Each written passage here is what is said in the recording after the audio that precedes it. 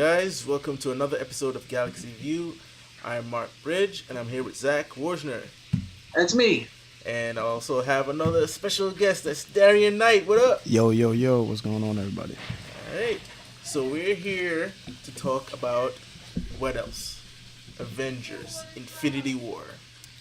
The culmination of 10 years of Marvel movies has finally graced its presence. Yes. And we're here to discuss whether it lived up to its hype or not. And so here's how it's gonna go. We're just gonna go around and just say our short feelings, spoiler free. Okay. And then after that, going straight spoilers.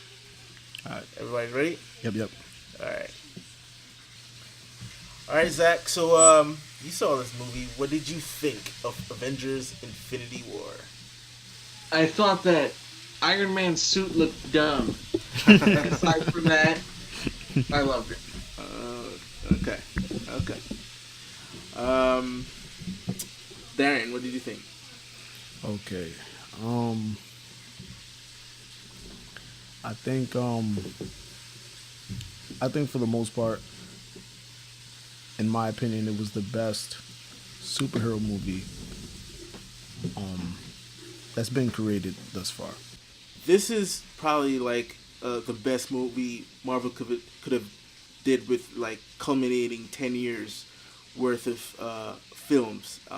Yeah. It's not a movie you can watch but on its own. I mean, you could, but a lot of stuff you wouldn't get. It would be just like this roller coaster ride that's happening. Sometimes you wouldn't understand certain relationships and certain dialogue and certain powers that's being on display. Like, what is this and why is there a talking raccoon here and all that stuff.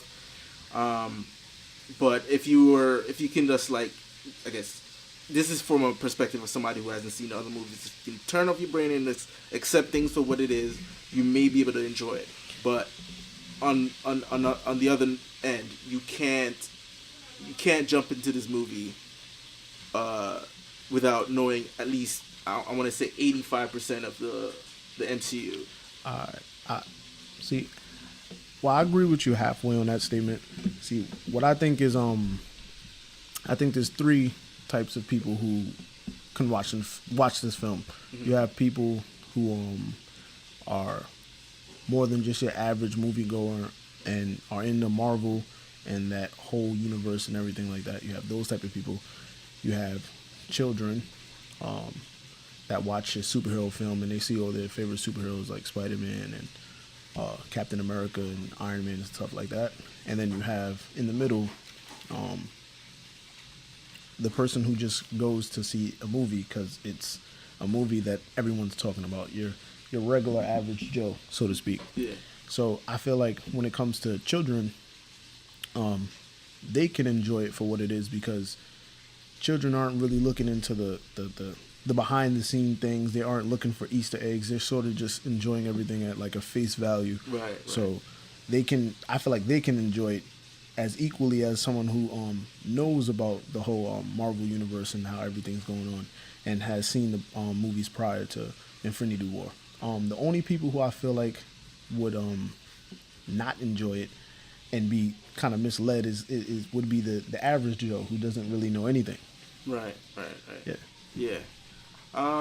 But yeah, so but like I was saying, it's just this unique, structured movie that just lives in this bubble of the MCU and can be just watched on multiple different ways from multiple tiers of fans. But as a person who has watched all the MCU movies, including the television shows, I gotta say this movie was a payoff, an absolute payoff to me. Yep. And like I've seen it 3 times already, and each viewing I fall more in love with this movie. Dope. Very dope. But yeah, so anything else before we get into spoilers? Zak, you have anything else to say? Yeah, I guess I would say that not a spoiler, but a reason that I would say that it's not my favorite superhero film is because it is not one. I think someone posted an article on Screen Rant complaining that Thanos should have gotten his own solo movie before this. Which I disagree with, but yeah, go ahead. Which I disagree with completely because this is his solo movie. Yeah. Yeah. This is straight up, he's the lead on, his twisted version of the hero's journey, and the Avengers are the secondary characters, like the bosses that he faces on the way. Right. Yep. Yeah. Or someone also mentioned, I forgot if it was the directors or something like that, saying this is kind of like a reverse heist movie where instead of it being a heist film where they're trying to get an object or the device or the MacGuffin, they're trying to hold on to it. And he's just like the foil that, finds a way to get it. You know what I mean? Yeah. But yeah, like in terms of it, yes, not being a superhero movie, you know what this is, if you've been following comics for a while, this is what you would call an event. Like every summer or so, like DC and Marvel put on an event where all the comics cross over with a big storyline, and it's not necessarily a Spider-Man comic or an X-Men comic. It's an event book which just happened to have all these characters in it. So this would be Avengers, even though it's titled Avengers. Really, I think if Marvel or Disney could have gotten away with it by just calling it Infinity War instead of Avengers Infinity War, they would have did that. But you have to put a title that everyone recognizes because it's a worldwide thing. Exactly. If you put Infinity War, they'd be like, well, what is that? Yeah. Yep. So they had to put Avengers Infinity War, but really it's not even an Avengers movie. Avengers is fractured, when this movie begins. So I think we're ready to get into spoilers now because we can't really talk too much about this movie without spoiling the crap out of it. Yeah. All right, so spoiler warning for anybody. I'm sure people have seen $250 million at the box office. Come on, opening weekend. I'm sure a lot of people saw it, but just in case you haven't, because I know a couple who haven't seen it yet, this is your spoiler warning. So from here on out, you pause this podcast, go watch the movie, come back, and hear our thoughts on what we as we go into detail what this movie is. And you've been warned. All right, so Darrien, now that we're in spoilerific territory here, yes, what stood out to you most in this here 2.5 hour journey? That's a good question. Great question. So before we even get into the actual movie itself, I want to kind of break the wall down and start with the actors. I feel like when I first heard that this movie was coming out, my biggest issue was not that they were fitting all these characters into one movie, and with that amount of runtime. My issue was if there were more than, I would say, 2 or 3 lackluster performances, I feel like it would break the immersion of the entire movie. Right. If I was to watch it and there was to be like a scene where Thanos' CGI was like completely horrible, I feel like the immersion for everyone watching would just be done for. So my biggest fear was like, how are they gonna keep people into this movie for that runtime and have every single actor play their part like extremely well? And I don't know how they pulled it off, but they definitely pulled it off, because I can tell you, while I was sitting down watching the movie, whenever a new hero popped up on the screen, there was nothing but applause. You know what I'm saying? When Black Panther showed up, applause. Captain America, Black Panther had the biggest applause, even more so than Captain America, which kind of threw me off. I didn't think that was going to happen. The box office statewide, Black Panther is getting that big of an applause. You know what I mean? The box office doesn't lie. And it was a cultural phenomenon, so to speak. So so I guess I should have expected that. But the actors were excellent. Like I when I'm thinking about everyone's individual part, I don't think there was ever a scene where I was just like, oh my god, this is horrible. Even that scene where Raccoon is talking to who was he talking to exactly? I think it was Thor. He was speaking to in the ship, right? Yeah. Yeah, that's Thor. my favorite scene in the movie. Yeah, that's one of my favorite scenes in the movie as well. And it was the way they was able to hold, because it's like there's a lot of action in it, but besides the action, even when it was scenes where there were just two heroes that never interacted with each other, finally getting screen time together, it just drew you in so well. And even though Raccoon's like CGI, it felt like, you know, he was an actual being. Like I was watching it, I didn't feel like it was CGI. Like I felt like I was actually watching like an actor, you know what I mean? So I thought that was really dope. So yeah, so that's one of the most important things for me when I was watching the film, is I felt like the actors were just excellent. Like we have to give it up for them, because they pretty much made the movie, you know what I mean? Like they made that movie what it is, you know what I mean? So we definitely have to give them their props for that. And yeah, so what I take away from that movie is definitely the actors. The next thing I would say was some of the CGI was like amazing. Like, bro. Yeah.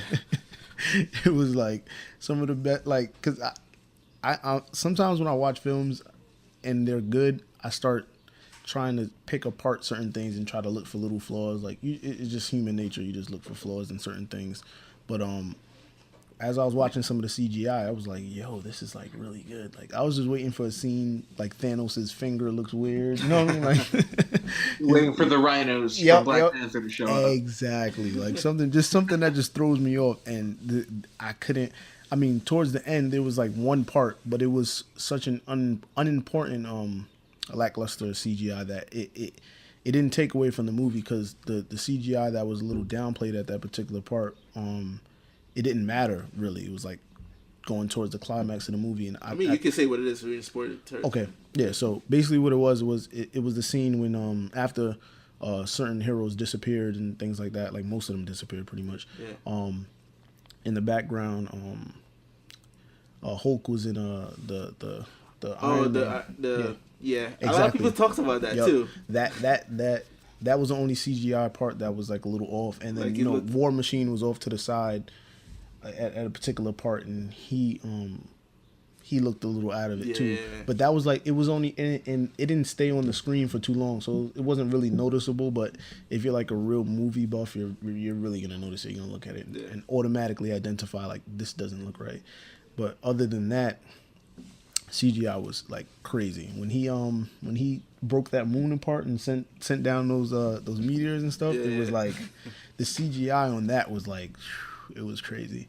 And just to see them bring all of that to life was like something I feel like we have to appreciate that, you know what I mean? Because sometimes we get into this mode where we're so where we like to pick things apart and we like to kind of attack things right away. And I feel like we should just enjoy the fact that this movie was done way better than most of everyone's expectations. Like I feel like it passed my expectations. I feel like Mark, it might have passed your expectations as well. And a lot of people in the theater, when they left, I listened to a lot of the conversations, and it was like, oh my God, like I wasn't expecting it to be this good. Like I thought it was gonna be all right, but this is like I can see this again, and I left feeling the same exact way. So yeah.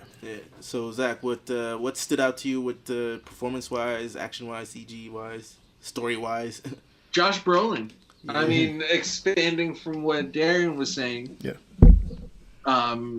His face. Yeah. His face. Yeah. It's Guardians of the Galaxy was only 4 years ago, and he looks like a cartoon in that. Yeah.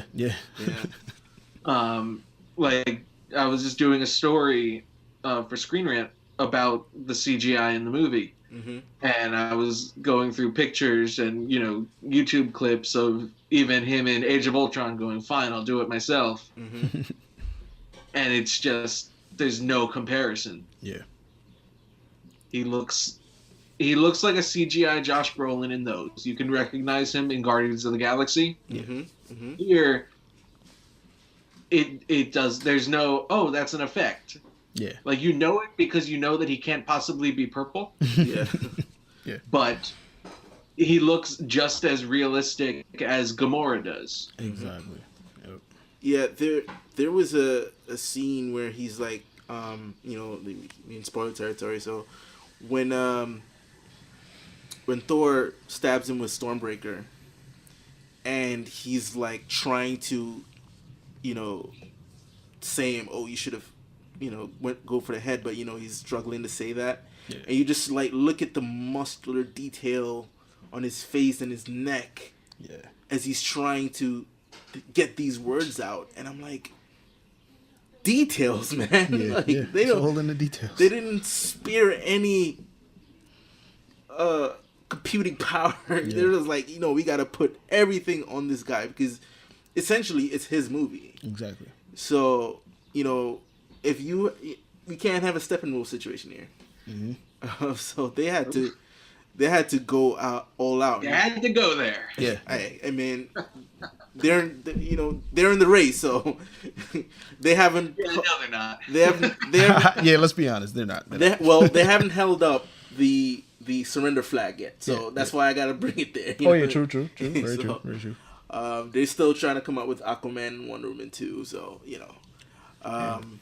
And let's just take a moment to realize that the Thanos was the make it or break it of this entire movie. It was like, and there's so many. I remember sitting back, and there was so many moments where I was like, "Damn, please don't screw this up. If you screw this up, this movie's done for. You guys failed." And they delivered. Like, they just delivered. Like that villain was like a very good villain. I think the only villain that kept me attached to the screen like that, like I would probably say was Joker. Yeah. I think Heath Ledger's Joker was like the only villain I remember in a superhero movie that kept me that nailed to the screen, where it was like almost like every scene he's in, you're like, oh man, you got another Joker scene. Yeah. The most amazing thing to me was I can almost guarantee that people who came to the film and didn't see any prior movies and didn't have any back knowledge to who Thanos was or anything like that would actually think that that was just an actor in like purple makeup or something like that. I don't think they really think that this is CGI, and I thought that was dope. And also, it was so risky. Like I don't feel like they played it safe with this film. Like, I feel like they really took a chance and was like, you know, this could potentially, we could potentially get some blowback for this, but let's try to deliver in a way where they're not expecting it. You know what I mean? Mm-hmm. So I think they definitely delivered and did a good job. What else, Zach, stood out to you for this movie? Well, I mean, we'll get to the ending when we get there. Yeah. But really just the way, you know, at first I was disappointed that it clearly split everybody up into groups. Right. Mm-hmm. But, you know, this is not it's almost unfair to call it an Avengers movie. You know, it is the Thanos solo movie. Yeah. They're just the supporting cast. Mm-hmm. But the groups that they did put together, you know, seeing Doctor Strange and Iron Man bounce off each other like that, and Doctor Strange being insanely badass the whole time. Yeah. That, you know, turning the energy ball into butterflies and then becoming, you know, cloning himself like that. Oh man, that moment. Even though he loses, it's like that was great. He only lost because there was no way he could win. Yeah. That was definitely a highlight. I remember seeing that and I was like, wow. And even I was a little peeved at first. I was like, oh, you know, too bad for the jolly romp of Thor Ragnarok. Yeah, everybody's dead. Yeah. I'd like to think that the knife guy and the rock guy are hiding somewhere. They're in like the cargo hold. Yeah. Mm-hmm. No one found them. But just that first fight that Hulk gets beaten up so badly he has to hide for the rest of the movie. Yeah. You know, that they did, you know, it's one of those things where, not to be cynical, but it is part one. Mm-hmm. You know, oh, it's the culmination of everything. It's the end. It's not the end. It's part one. Yeah. They have to do that financially because whenever they split stuff into part 1 and part 2, they don't do as well. Right. We saw that with the Hunger Games. And then the Divergent part 2 got canceled. Oh yeah. Like that. Oh man, that sucks. Yeah. That's like I haven't seen any of those movies, but I feel really bad for the fans of those movies. Oh yeah, me too. They had no ending. Right. And it's because they tried to turn a trilogy into a 4-part series just to scrape that much more money out of it. But there's lots of setup. There's a lot of we're waiting for the oop. Mm-hmm. We got the alley. Yep. We're just waiting for for Hulk to finally transform again and get his rematch. Yep. We're waiting for for Thor to really get his revenge. We're waiting for Nebula to get her revenge. Mm-hmm. We'll have to wait a year for them to knock it in, but this feels like such a great ending. Yeah. Yep. There were tears in the theater. Oh yeah. Yeah. Yep. I was surrounded by like freaking opening night people. Yeah. Shit, I was. You know how much I hate opening night people. Yeah. Yeah, there was tears. I was hearing shrieks and cries. I was hearing cursing. Like, what the shit is this? Yeah. I was hearing, oh my god. In the back. Somebody was upset as soon as they saw Black Panther disappear. It was like, yeah. That was huge. Yeah, that was definitely huge. Especially because it happens off camera. You expect. Now I sound racist because I don't remember what her name is, but Denai Guerrera's character. Okoye. Okoye. Yeah. You're like, oh, of course she's going to die because, And then she doesn't, and it's him, and he fades away off camera. Yeah, they played that so well. They played that card so well. Because I was getting ready to see her go. I was like, yeah, she's out of here. And then he's going to lift her up, and then his arm, and she's just there calling his name, and it's just, that was a moment. That was definitely a thing. And the way it, when Bucky's the first to go, I was like, oh, well, at least, I've got Falcon. Yeah. Steve, Team Falcon all the way. Steve cannot get a break, man. He's losing everybody left and right. He loses them both. And that was just, ooh. It was rough. Like I did, the movie goes, that not all of these deaths are going to be permanent. Although, maybe it would be really crazy if they did. Yeah. But it's really hard to imagine a world where Black Panther and Peter Parker are going to stay dead. Yeah. Yeah, no. But I love the way that they ended it on such a note where it's almost ambiguous to where you kind of really have to decide. It's like your own personal experience is what decides where they're going to take it next. I like how they ended it in a way that there's just so many different avenues that it could possibly go. There's so much open storyline left that they can fill in and use or not use. So it's I think that's really dope. And yeah, I can honestly say that I have no idea what's going to happen next. Exactly. And it's fun to speculate. Yeah, that's the best part. I think the speculation is I like the best not part. knowing.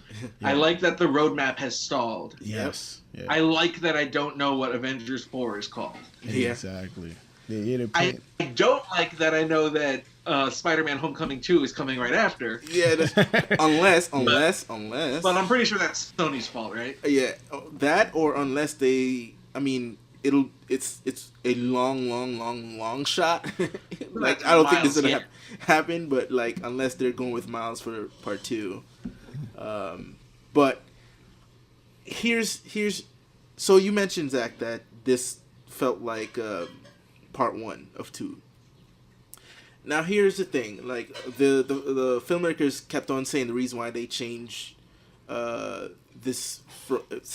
it from Infinity War Part 1 and Part 2 is because they realized when they started putting the film together, put the story together, that they had 2 almost distinct film, and calling it Infinity War Part 1 and 2 was kind of like a disservice to the movie. It's not like they cut it in half and made one movie and cut it in half. They wanted to give you a sort of a beginning, middle, and an end. And I actually got that. And here's why I think that way. In the same way you can look at this as a part 1 of 2, you could look at Civil War as part 1 of 3. Because the way how Civil War ends, it's like you had a fight between Cap and Iron Man, and that just did not have an happy ending, right? It's just like you end this movie with the Avengers split apart. And that's almost, it's not as down an ending as this one was, because, nobody really died. I think that's what kind of separates this movie from the other one. But at the same time, you look at Civil War, like, that movie ended with another villain winning, which is Helmut Zemo. And, the line that he delivers that kind of sold the fact that this movie sort of ends on a tragic almost note is when Martin Freeman's character, I forgot his name right now, he's like, okay, what did you expect? Did you Everett Ross. Yeah, Everett Ross. Jesus. That makes me so much more racist that I remember the name of the one. Damn it. Right? So Everett Ross, right? And then no, I remembered it because he has the same last name as Thunderbolt Ross, and I was looking up if they were related. But they're not. No relations. So, you're saying, what were you hoping to destroy the Avengers? And he said, well, you spectacularly fail. And then Zemo's like, did I? Mm-hmm. Right? And you think about it, it's like, yeah, he didn't fail. He didn't. The only reason why this movie kind of ends almost hopeful is because of the whole message that Cap delivers to Iron Man. It's like, whenever you need me, I'll be here, whatever. So he kind of give you that hopeful ending. But like I said, that movie had a beginning, middle, and end. So I think this one had a beginning, middle, and end. If you look at it from the perspective of Thanos kept on saying, I need to balance this universe. And when what's his name, Stephen Strange asked him, like, okay, so what are you gonna do when you accomplish this mission? I'm like, I'm gonna sit down and watch the sunrise on a grateful world. Yeah.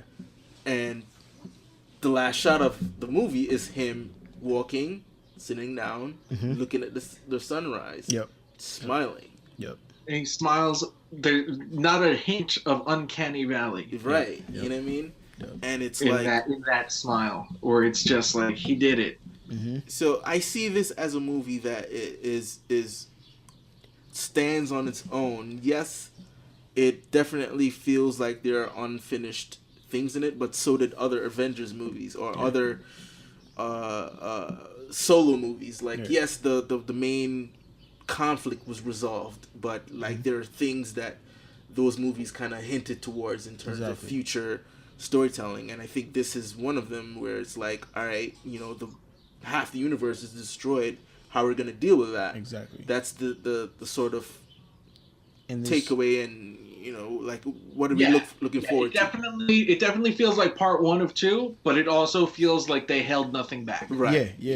Right. Exactly. That's what I was trying to say. I couldn't say it better than that. That's exactly what. Yeah, because like if you watch the part 1s of 2s of other films, Deathly Hallows or Mockingjay, The Matrix Revolutions, Reloaded. Which one? Oh yeah. Matrix Reloaded, Mockingjay for Hunger Games, or even let's go way back in the 80s. What's that movie? Back to the Future 2. Mm-hmm. Like that clearly is movies that are cut in half. Yeah. Or shot back to back with the intention of it being, or even like Kill Bill. Like that movie was supposed to be one movie. Kill Bill. I think Kill Bill is a better example than Back to the Future Part 2. Yeah, Kill Bill is just like I will defend Back to the Future in that respect. Oh, because like the third movie is just basically a western, and I'll take Back to the Future out of it. But yeah, I definitely know what you mean. Yeah. Because these were shot, concurrently. They shot them at the same time, like Back to the Future. I think Back to the Future was back to back. It was not concurrent. Yeah, they shot this the way they shot Superman 1 and 2, or at least the way they started. What happened was they realized there's certain, because their film language of Infinity War would have to be different from the fourth film, so they decided they're going to shoot Infinity War first, take a month off. I think that's what they said, and then they come back and reconvene for Oh, okay. I didn't know that. Yeah, that's what they did because they're like the language, the kind of filmic language that they had for Infinity War was so drastically different. So I could see an Avengers 4, and we'll get to that when we come to our our predictions or speculation part of it. But that 4 might there's probably going to be certain things about 4 that makes that movie distinct of itself. Yeah. But yeah, just this movie, my God, the epic nature of the film, like it's such a huge canvas. And I saw this movie in IMAX first, right? And the second and third time I saw it, regular theater. Trust me, there are things in the IMAX screen that were blocked off in the other views. Key scene when Thanos comes to Wakanda. Yeah.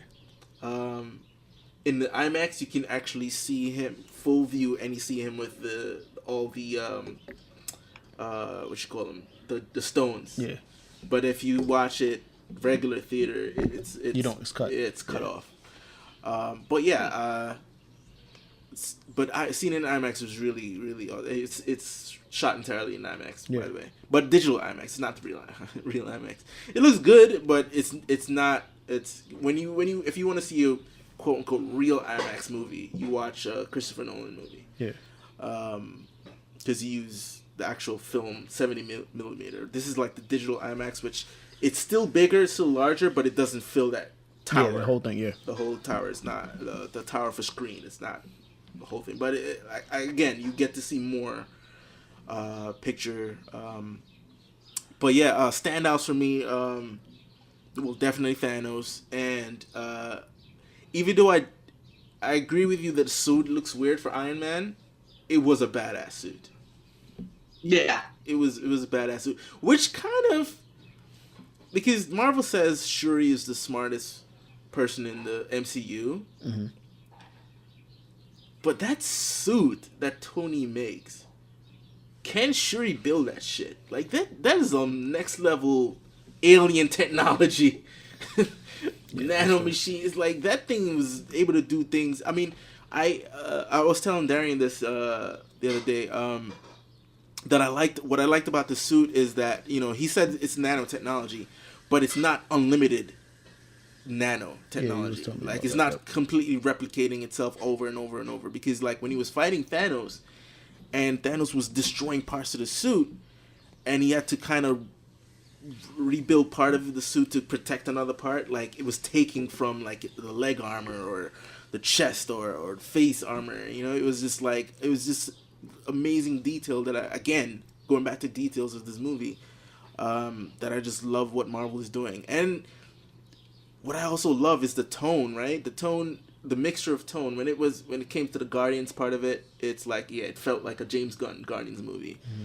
And when they were on Earth, it felt like a Russo film. And then, when it came to Peter Parker scenes with Tony, it felt like it was a Spider-Man Homecoming. John Watts is the director. Yeah. But it didn't seem off. Like, oh my God, this movie feels like a mixture of director's view. Like, yeah, it didn't feel like going back again. Justice League, Zack Snyder and Joss Whedon, Water and Oil. Yeah.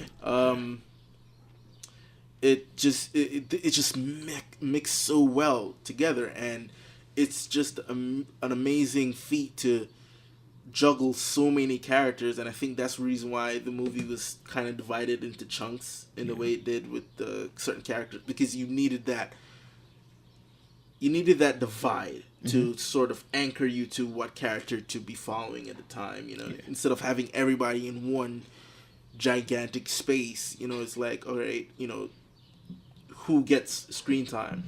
You know what is amazing about that? The fact that it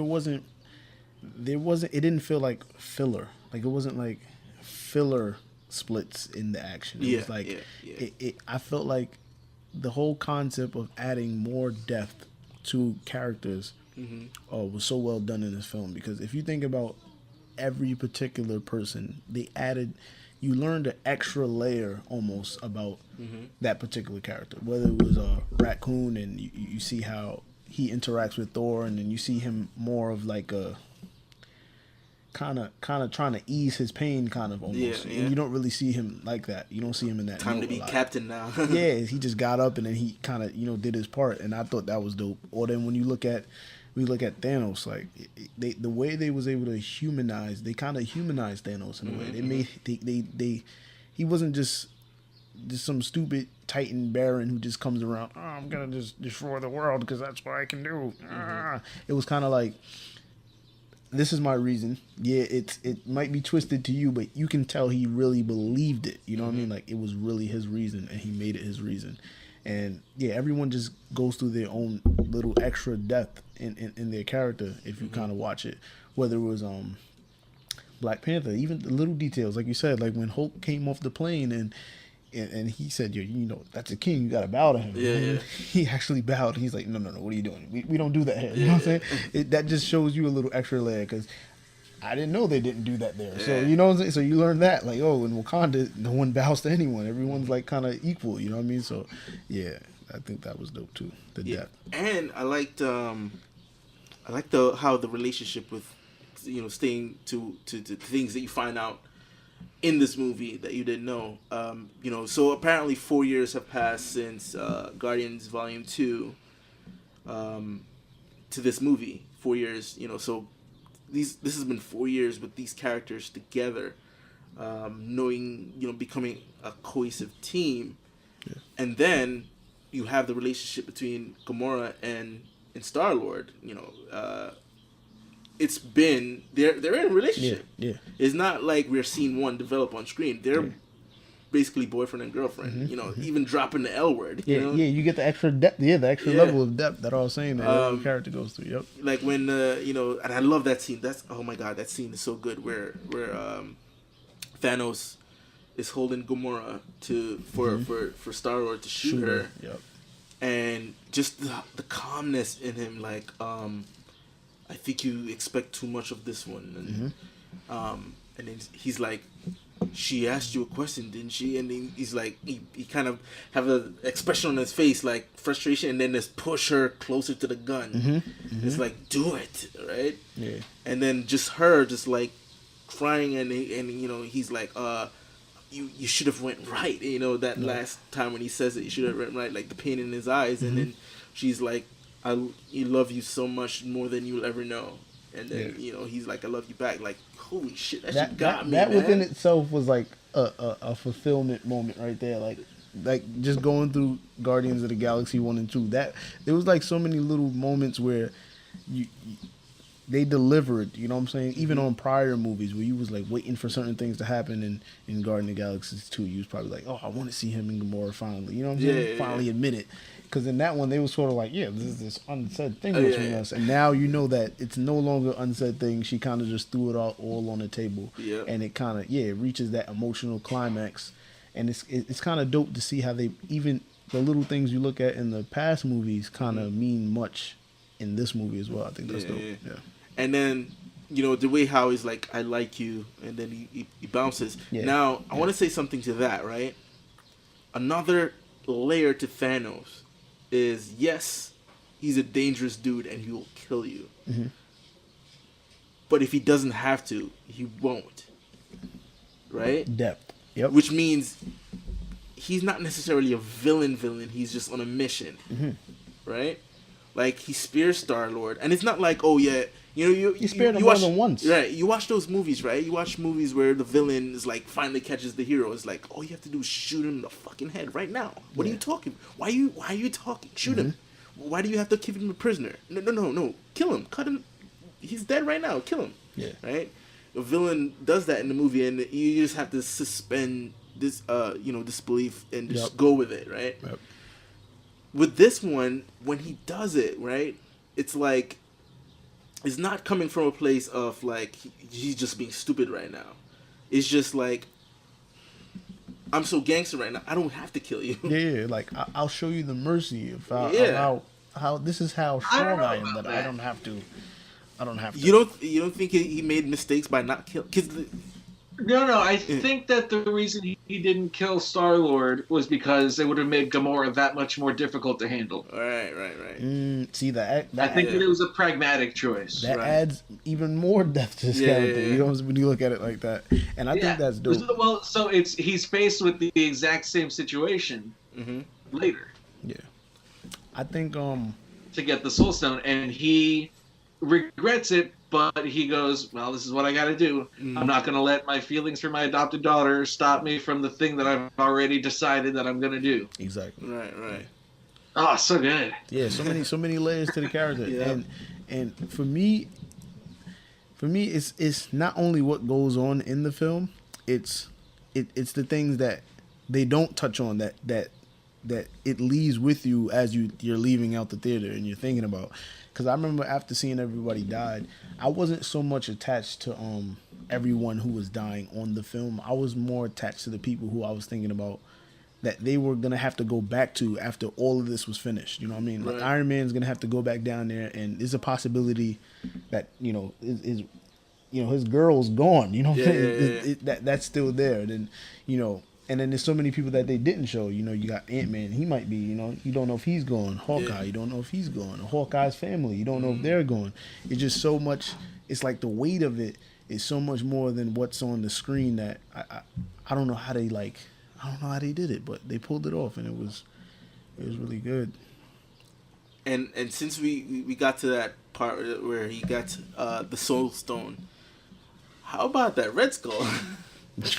Oh yeah, I was like, wow. And here's the thing too, right? It almost makes sense. Well, it makes sense because the writers Marcus and McFeely, they're the ones who wrote Captain America: The First Avengers, and they wrote they wrote the trilogy, and they wrote these next two Avengers movies. So a lot of stuff that they began from the first Avengers is Captain America: The First Avenger is basically they get the chance to wrap it up, right? A side note, that is not Hugo Weaving as the Red Skull in this movie. It's I forgot his name, but he's in The Walking Dead. Oh shit, I didn't know that. But still, I mean, he looks just like that's what I'm saying. I was shocked when it wasn't him in the credits. I was like, oh wow, they got me. Yeah, the guy who's in The Walking Dead, apparently that's what he's good at. He's good at doing voices. He does a lot of voice work. So this is his forte, so to speak. But yeah, even if it's not Hugo, even though I love Hugo, but I think Red Skull is one of those characters, especially this one proves it, that you don't necessarily need Hugo back for it. As long as you get someone who's capable of kind of bringing that Red Skull menace, I guess. And I don't even know if they're gonna do anything with Red Skull after. This is probably his like sort of closure to know that he's for his comeuppance. He's like forever stuck on that on Vormir. Well, but like, what happens now that he doesn't have to guard the stone? He's probably still punished, sent there, stuck there, just waiting out for the rest of his days as a corporeal. Well, I don't think was he corporeal, or was he just? He was ghostly, like he didn't have legs. Yeah, like he was kind of floating around. So I think he's just stuck there. I think that's just, or maybe he's free now that the Soul Stone is sort of. That's what I was thinking. That like maybe he'll pop up in Avengers 6. Or like another Cap movie if they decide to do another Cap movie. It's like, I am finally free. It is time for the Third Reich to be reborn. I remember the very first time I saw the Avengers was at a press screening. The first Avengers. 2012. There was no shawarma scene yet. Right. And in the ending, the only credit scene that they had, I didn't know who Thanos was. Oh yeah. You thought that was Red and Skull. I was absolutely certain that Red Skull. They just put like some random face in there. Oh, and that it was going to be Red Skull in the final movie. Wow. And then when I saw it the next weekend, I was like, it's still that guy who I don't know. And then who is this guy? You're shocked when people were people booing in your theater, like, and you were like, well, it was all critics, so it wasn't like nerds. It wasn't it wasn't opening night people. So they and there were people being like, so is that Dark Side? That's Dark Side, right? Like completely straight, just thinking that, and I'm like, even I know that Dark Side is DC. But I don't know who Thanos is. I didn't then. Yeah. And I was like, oh, okay, I'm just going to keep my mouth shut until Friday. Yeah. And then they got me. And then another shocker that they kind of kept under wraps. We knew Peter Dinklage was in this movie. We just didn't know who he was playing. A lot of people thought it was going to be Pip the Troll or he's going to do a voice work of one of the Black Order characters. Yeah. But no, he's actually I forgot his name, but the dwarf that builds Mimir. Yeah. But yeah, they just kind of did the reverse. Even though he is a dwarf, he still towers over everyone in this movie. That's amazing casting, making him a dwarf who's 12 feet tall. Yeah. Yep. And I like that journey, the whole journey with Thor. And this is another thing the director said. That this, other than it being Thanos' movie, it's gonna be like Thor gets the second most screen time. It's gonna be a journey for him as well, from the beginning. It starts with him. It starts with both of them, Thor and Thanos, and it kind of ends with both of them sort of like clashing. Yeah. If you want to go with the whole bookended feel of this movie. Yep. Man, his axe in his chest. Yeah. So it's like the movie starts. Thor's been wrecked to shit because of Thanos, and then the last person to sort of get one hit in is Thor with Stormbreaker, and then that whole journey to get to Stormbreaker and him sort of building Stormbreaker, opening the star. That the whole sequence was just amazing to me, and Groot sort of sacrificing a little piece of his arm to be the handle. It's like. Every time you touch on more depth of a character, I'm gonna just say depth. But yeah, I like the fact that Stormbreaker is both the heart part of a dying star and Groot. And let's remember that Thor can understand Groot too. Yeah, it was an elective. It was an elective in Asgard. Yep. And his. We were saying about Thanos, how villainous he is or how villainous he isn't. Yeah. He is a pragmatic villain. He doesn't kill Star-Lord because it makes Gamora easier to manage. Mm-hmm. But he kills all of the dwarves except for the one, and then he disfigures him. Yeah. Yes. Entirely because he knows that they can make weapons for other people. Yep. So he's like, oh, I believe in balance and all that. Except for when it suits my immediate wants. Yeah. Yep. That's even more depth to his character. Now he's so he doesn't have like a belief system. He has a mission he doesn't believe in but has already committed to. He's a phony. A big fat phony. Yeah, it's all about his pride. Yeah. And it because another thing I was telling you earlier, Darrien, is that someone always mentioned, I think a couple of people mentioned this, like, all right, now he has the gauntlet, why not just, wish for more resources or whatever, right? And it's like, oh, plot hole. Like, no, not really. It's the whole balancing the universe, as altruistic as he thinks it is, I think also comes from a place of pain. That his planet, his home suffered, where no one listened to him. No one listened to him about sort of like, all right, we need to cull half this of Titan for Titan to survive, and people just labeled him mad, and his planet died, where that pain sort of carries him for maybe because we don't know how old he is. He could be hundreds of years old for all we know, and imagine carrying that pain for so long. You're just more of a I want to kill everyone type of deal. Yeah. So yeah, he has a little bit of anger issues, so to speak. He's just he's a lot more reserved about his anger. And then on top of that, like, I'm sure there was probably a chance for him to say, all right, let me not kill half the universe, but Oh yeah. Gamora, he had to kill Gamora, so it's like already another pain upon pain. Yep. So it's like, all right, now I have to make this worth it. I have to do what I set out from the beginning. Exactly. I can't swerve. If all I of a stop, sudden. then everything that I've done prior to that is all just for nothing. Yeah, it's just fuckery at that point. Yep. So yeah, it's just an amazing film to me. Definitely top 3. It might be 1, but I'm not ready yet. But another thing I feel like I want to mention is going into more of the depth thing that I was saying is that I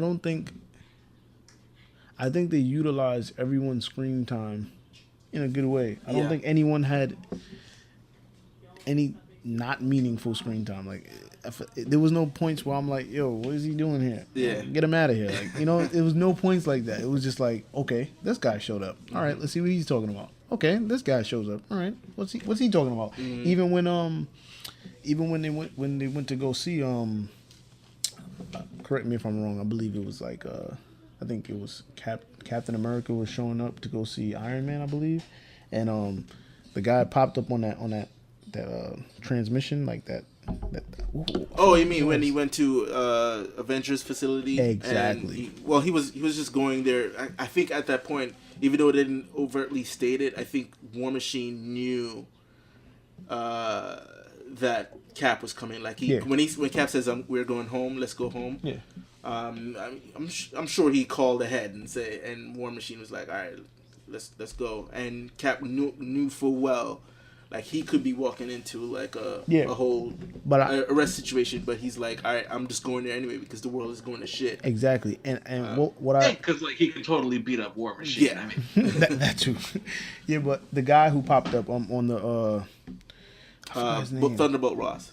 Yeah, here we go. Even when he popped up, his cameo wasn't really wasted. You know what I'm saying? Everyone had a part to play, and they all played their part leading up to like the climax of the film, and I thought that was pretty dope. And even Black Panther and the guy he didn't get along with, him coming to show that he was going to support Black Panther, that was like M'Baku, even that is like an extra layer of things. You know what I mean? It's just, I think it was really dope. Yeah. So. And even the because they said whoever didn't get as much screen time in this movie, the next movie is theirs. Like, it's gonna be the flip side. So whoever movie that, like, so obviously Thor might not be a bigger part in the next movie. Iron Man might not have as big a role in Spider-Man and whatever. But I think Cap is, like, as much as this movie was for I think Iron Man and Thor. Like, Iron Man really got the film going. You know, he's the one who he was the one who really went toe to toe the most with Thanos out of Thor and Cap. Yep. Cap was just basically support in this movie. I think the role is going to be reversed, where the part 4 will be Cap. Now we're not there yet in speculation, but I think that's what we're doing. So just piggybacking off the whole, like, all right, screen time, who got the most screen time? Yeah, everybody got enough. Everybody got a chance to shine. Yeah. But yes, there are certain characters in the movie that sort of were on the forefront of this movie, and then the next movie they're going to be either in the background or just disappear at all, totally. And then the ones who were in the background of this movie will sort of step up for the next one. And Cap was definitely in the background. He had that one I'm gonna hold Thanos' pinky and stop this guy. So other than that, it was pretty much everything else was on the roll. Everybody else was on one mode, and it was go. You know what I want to get into though? I want to talk about the takeaways of the movie, as in the negatives. I think let's. Well, yeah, we can talk. Yeah, I want to know some of you. Well, now that we're on the negatives, I mean, it's very minor, nitpicky stuff. Like, obviously, you touching on some of the special effects you were talking about. Yeah, I did notice that with Banner sticking out, his head sticking out of the Hulkbuster. You know, it was like, oh, yeah, that's clearly they just basically Photoshop his head on top of his CG body, right? Did they ever show him getting out of the wall? No, they didn't. Nope. They didn't. Okay, just checking. Yeah, they didn't. But you know, it's a big ass machine, so I'm sure it just broke out. That was one, and then there's another sort of iffy special effects. I didn't mind the Black Order too much, as a lot of people did. Like, hey, it's fine, whatever. There are some scenes with Thor, just at the end, where he's fighting the Outriders, and he destroying some of the ships, like him flying with. He's like, all right, that's clearly a CG Thor flying through. Mm-hmm. Minor stuff. That too. And then this may be just me asking for just wanting more of a good thing. Like, there were certain times when there were certain scenes going on with characters that are meeting for the first time that this scene would go on to the next, and I'm like, no, stay on them a little bit more. No, I want to, you know, like, for example, cut too fast. Yeah. When the Guardians and just meet Iron Man and Spider-Man and stuff like that, and they figure out, oh, they're on the same side, and they're like, oh yeah, oh, Thor, where's Thor? I kind of like wanted more interaction with them, like, you know, to get to know each other more, and then even like like to just, Peter hasn't seen Earth in 30 years, right? Or less, 20 years or whatever, however long he's been in space. Yeah. And finally he meets people from Earth after all this time. I don't know, maybe it's something for his movie to deal with, another Guardians movie to deal with, but like, I kind of wanted it to sort of be, I mean, granted, it probably slow the movie down, and I guess that's the reason why they wouldn't put it here, but I kind of wanted that moment to last a little bit longer, like for them to sort of catch him up on current events. Yeah, like there was a little piece of that. Yeah, like but where you talk about Footloose, it's like, oh yeah, is it still the greatest movie in the world? It's like, it never was. It never was, bro. It's like that line. He's just like cut it. It's like, okay, we're just gonna brush over that. Come on, let's talk more about that. Let's discuss. You know. Let's talk about movies that he missed. You know what I mean? I mean, he caught the big ones. Star-Lord saw Star Wars. I think the original Star Wars. If he left in '86, you know, he did see the original trilogy, which he surprisingly doesn't really talk about much. Yeah. I guess because he was too much of a kid to really get the Star Wars vibe. Yeah. But Star Wars didn't affect him as much. Yeah. You know, I'm going off a tangent here, but yeah, just more of that. Like, there's certain scenes with characters talking. I wish Rocket, I mean, yes, it's in the middle of a battle scene, but Rocket is actually on Earth, for crying out loud. There's a talking raccoon on Earth. Yes, there's no time to slow down and say, wait a second, a raccoon right now is talking to me. You know? That would have been cool to see. Yeah, like some of the Wakandans just stop, like, what the hell? Yeah, what's happening here?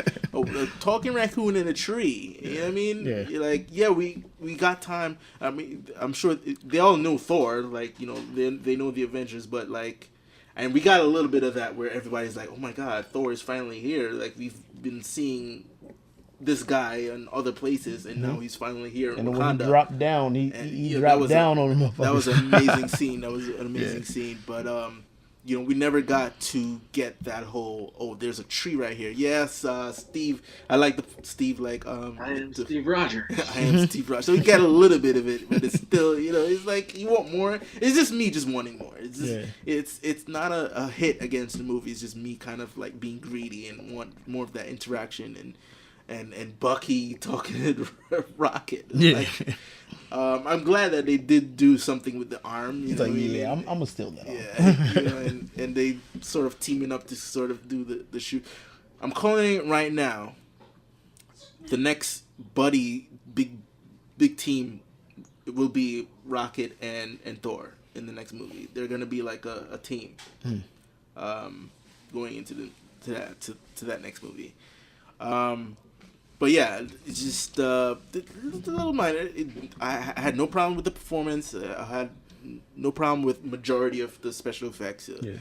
Action sequence was on point. It was just the right amount of time. Like I was worried that 2.5 hours was a little bit too short because I was fully expecting to hear like a 3-hour runtime or at least 2 hours and 50 minutes.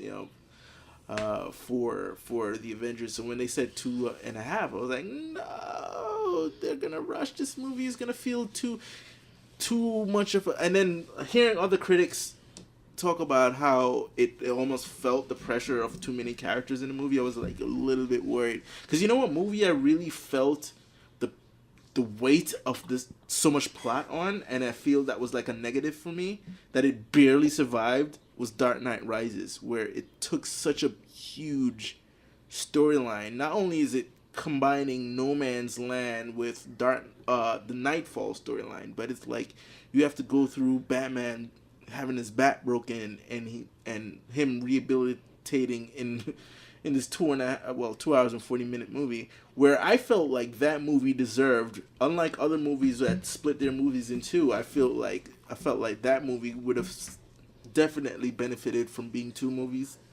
Dark Knight Rises, like if you made it like a 4-hour or 5-hour movie and just cut that shit in two.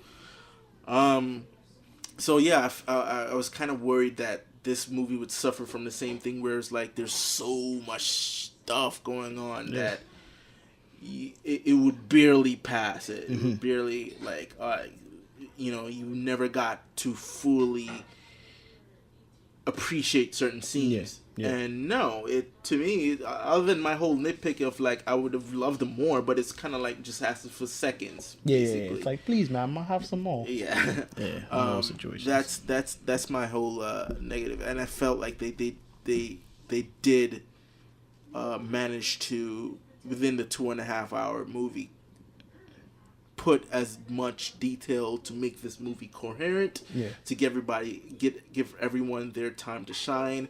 Never did I once think, oh, that guy, this person, just like, even Cap, right? Like, yes, you didn't feel too much like this is a Cap movie, as opposed to like the other Avengers movie. Like, you've been living with Cap for a long time. It wasn't in Infinity Cap. It was, Cap, if you want to say how this movie shifted, it was like, yes, definitely was not Cap's time to shine, because he had the most screen time in Age of Ultron, actually.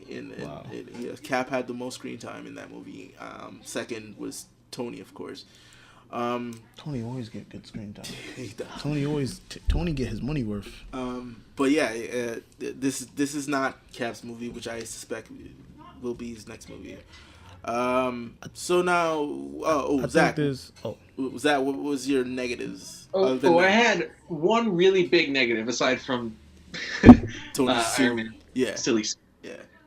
Like the colors were all wrong. It was weird. It's all those round angles. That's not important though. It kind of ties in with what you were saying, but you were going around the thing that bothered me, which was we moved past holding the line against the CGI army. Right.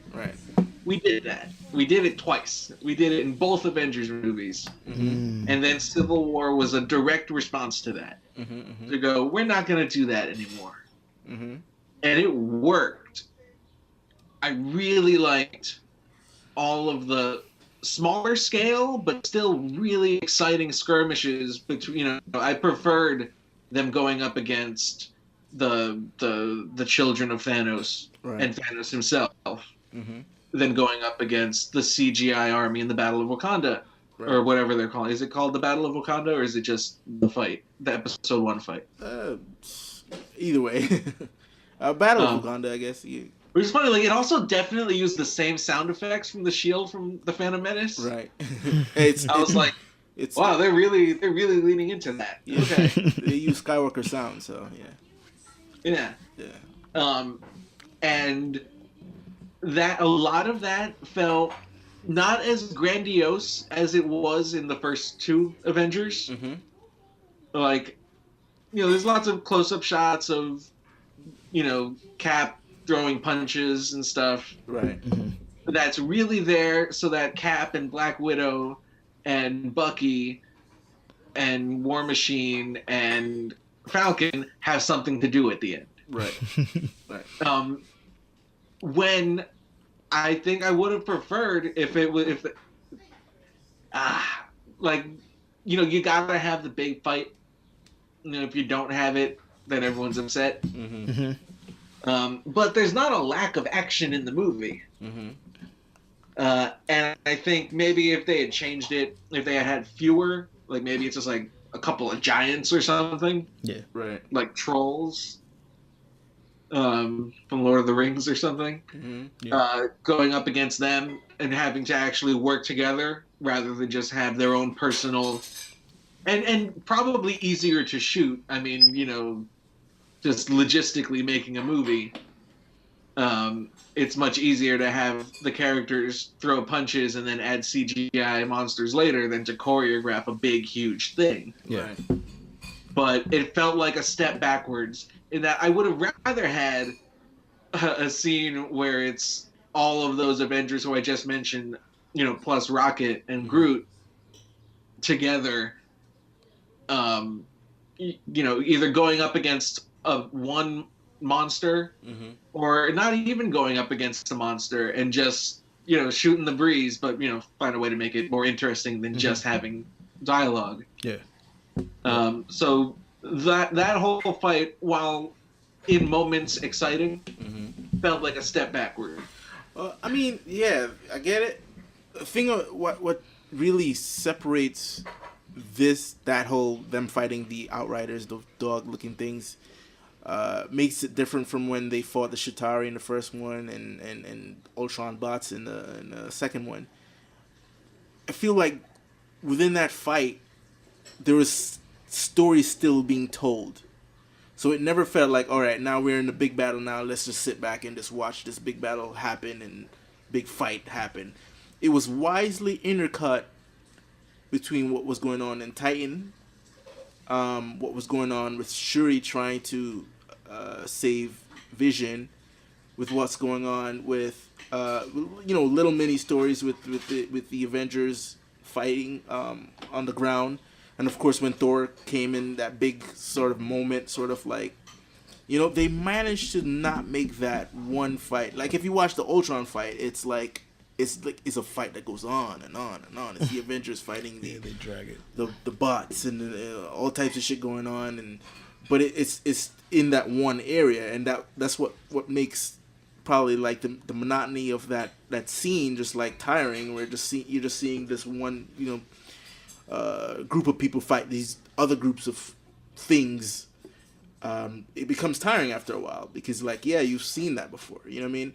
Right. And I like that fight a lot in Age of Ultron. Right. But the thing is, I feel like that movie took it as far as it can go. Right. So I'm saying I don't think this movie was really relying on that big action set piece to tell that story. You see what I'm saying?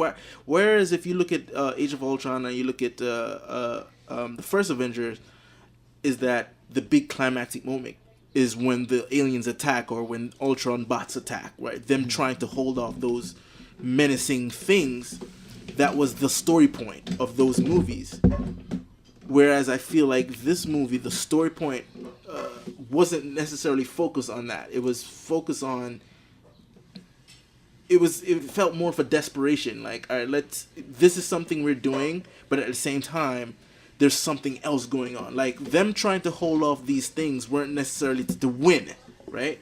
The Avengers weren't trying to win the war by fighting all these Outriders and killing them.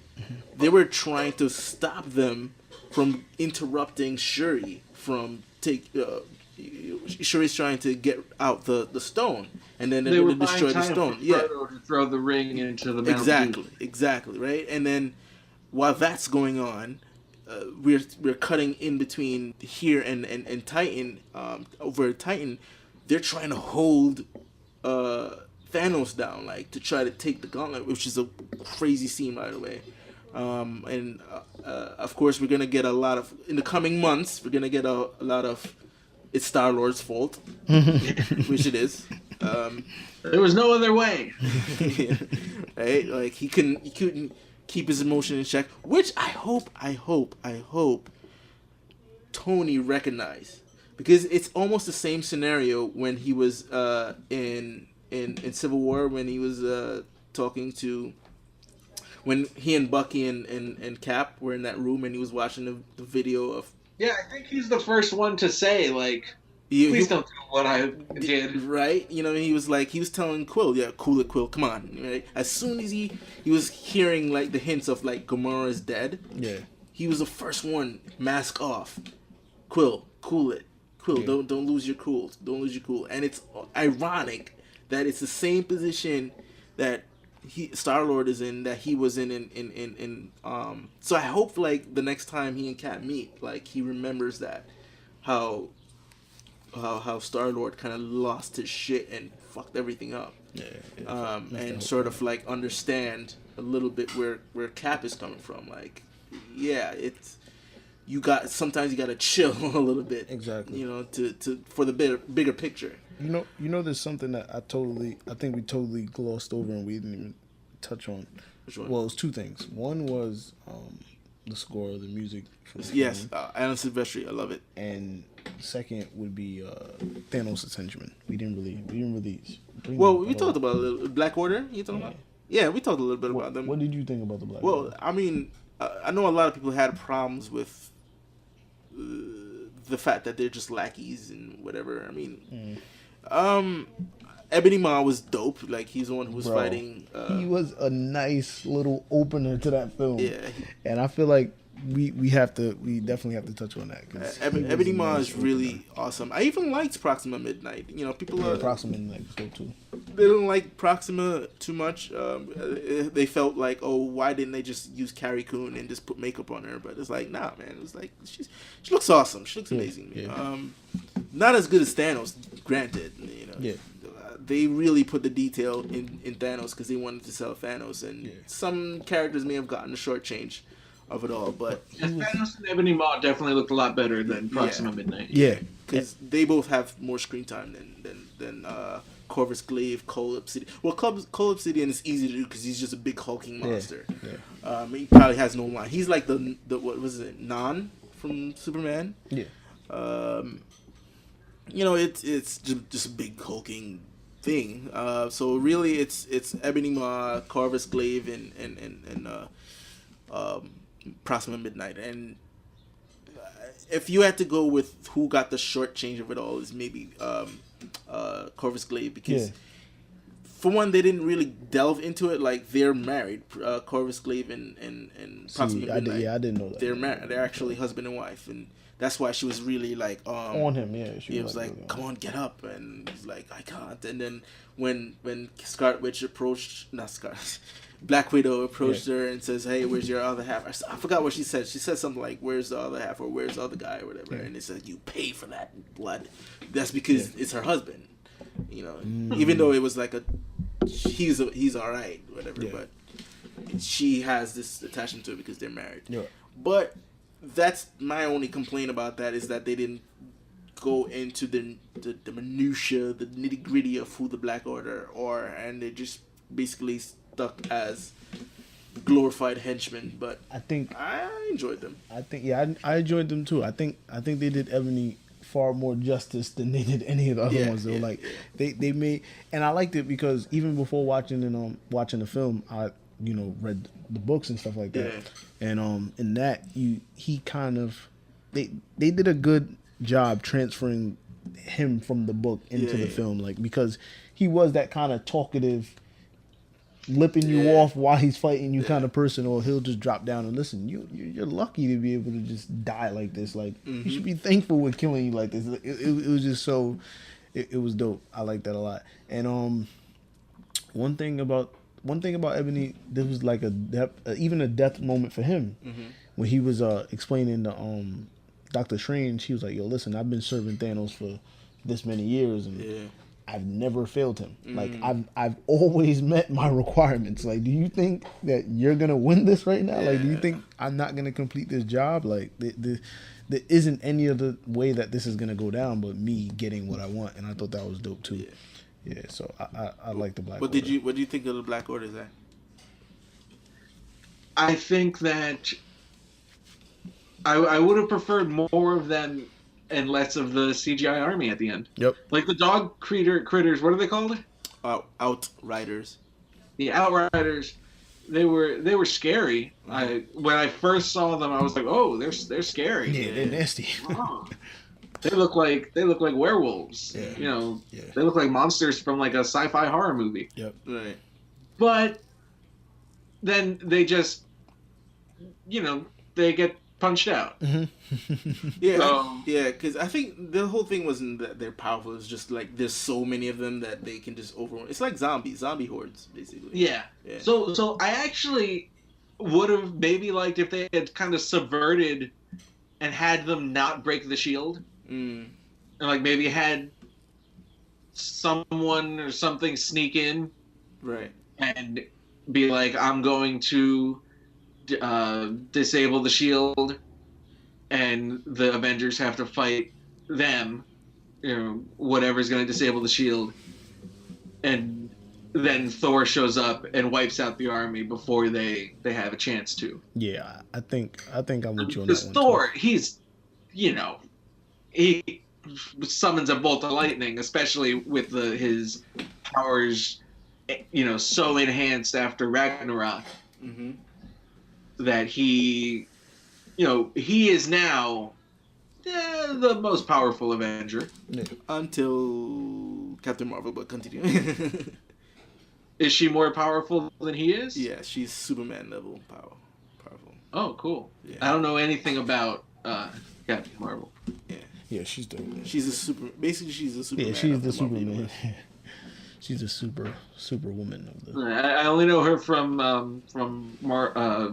Marvel Ultimate Alliance 2. Yeah. Oh, and if you watch the animated X-Men animated series, I do not. I mean, if you're familiar with Rogue and why she's powerful and able to punch stuff and fly and whatever, that's because she stole the powers from Captain Marvel. No, she only has the power of opera gloves. Of who?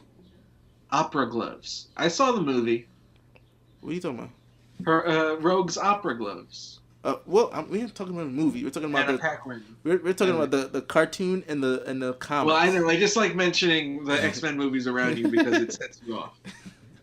Finally, and those movies will soon be erased from the analogs of comic book films as soon as that deal goes through summer of 2019. We'll see a course correction so heavy and so precise that you'll be wondering, hey, remember those Fox movies? Nah, I don't remember them at all. What are you talking about? Who they made movies in the Fox? No. Deadpool's gonna be so confused when he crosses over. It's like, what's going on? What the? Wait, who's bleeping me? What the? But yeah, Captain Marvel, she's definitely powerful. But yeah, to your thing about Alan Silvestri's score, it's amazing. It was I was looking forward to his score when they realized, because he didn't come back for Age of Ultron. It was Brian Tyler and Danny Elfman that did the score for, but they wisely kept the theme, well, some parts of the theme anyway. But when Silvestri was coming back, I was like, finally. And then they wisely used the music for the trailer because they realized that a lot of people are, one of the things that makes themes stick out in movies is that you use it for marketing materials and not just the movie itself. That's why Star Wars theme is so popular, because every time you see a product from Star Wars, they don't use some random fucking music or anything like that. You hear the Star Wars theme, so every time you hear a Star Wars theme, you associate it with Star Wars. So they wisely used the marketing material for this movie with the Silvestri score, and I was fucking amazed by it. I was, and on another note, I was disappointed by Silvestri's score for Ready Player One. I was like, what the shit, man? You should have had this in the bag, man. Like, you did Back to the Future, for crying out loud. You did. So, I was disappointed with that. But going back to Avengers, yeah, he scores definitely, and it was a darker score too. I was just about to say like that. when the credits was rolling, like holy shit, like that's what made That was everyone. the best part of everything. That's what made everyone so somber is that the score continued that it basically it dragged that feeling of dread of like some shit just went down and the music just kept that feeling. Even after it was done, it was just there. Like, you never hear the theme. You hear the theme just a little bit, and this is where you heard the theme. You heard it when you see Avengers Infinity War, and then the dust kind of like dust away. You hear just like a little somber tone of it. Like they even killed the logo.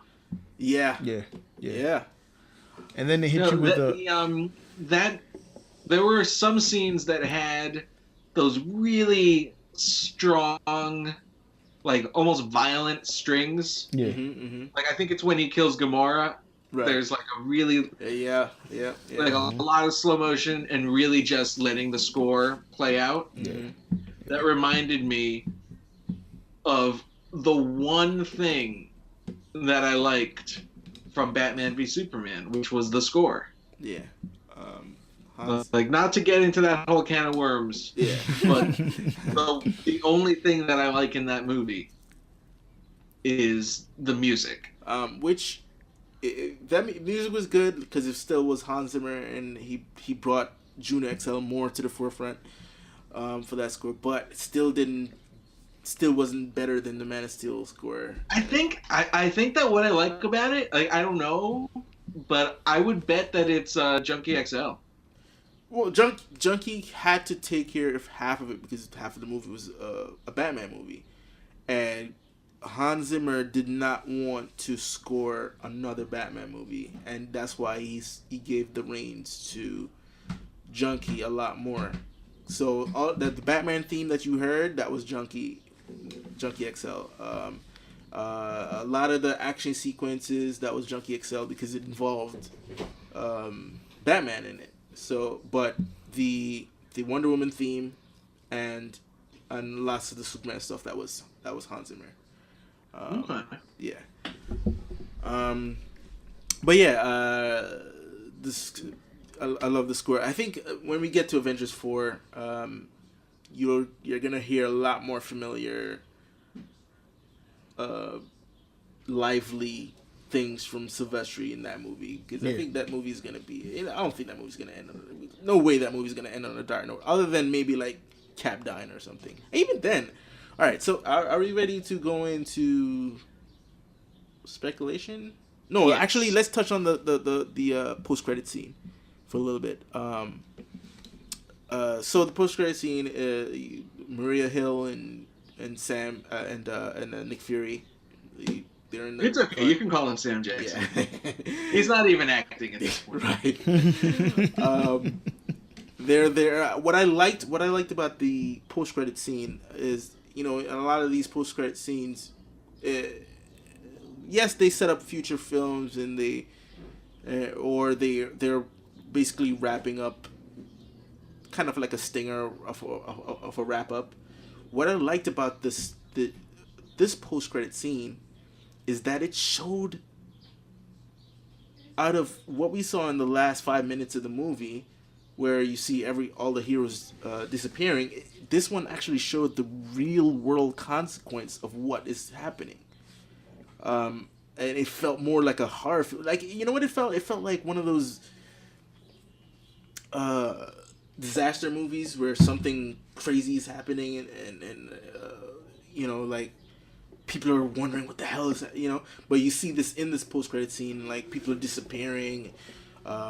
First Maria Hill goes, and then Sam Jackson goes with his trademark line, "Mother," but he does, right? Like that was just on the set. They said, "Oh, Sam, you're gonna die in this scene," and he said, "Motherfucker," and they're like, "Oh, we got it." Okay, that's exactly what happened. And then, of course, close up the shot. A lot of people in the theater didn't know. Again, this is kind of like a Thanos situation where they were like, some people didn't know who Thanos was during that first Avengers movie. Yeah. When they saw the logo on this, it was like, huh? Was they calling it Justice League or something? What's happening? But the people who got it, like, oh yeah, Captain Marvel, awesome.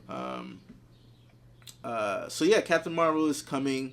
I think that's anything else you want to say about the post credit scene? Yeah.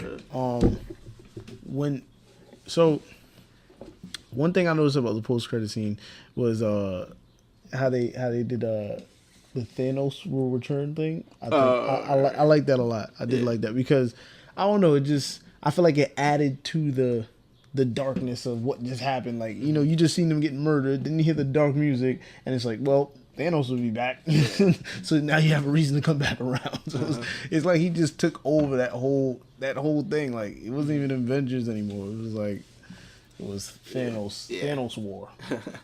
I thought that was dope.